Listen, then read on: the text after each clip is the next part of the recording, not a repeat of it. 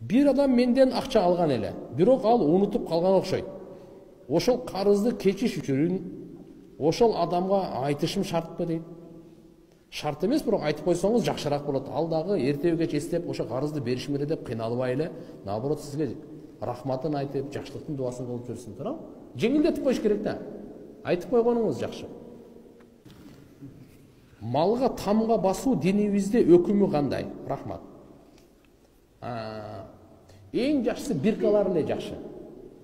Себеп пайгамбар саллаллаху алейхи ва саллям кээ бир хадистерде айткан, ошол баягы пычыратып күзгүзүп басат го, дак кылыпчы, ошолорду жакшы эмес деген жерлери келет да, макруh бар баары бир. Анын эң жакшысы мисалы ошо жылкыларга, азыр койлорго бушук биркалар чыгып калбады. Вот ошондойлор болсо жакшы. А так өкүмү бир макруhга келет. Аялы күйөөсүнүн бутун өпсө болобу дейт. Болот, сооп болот.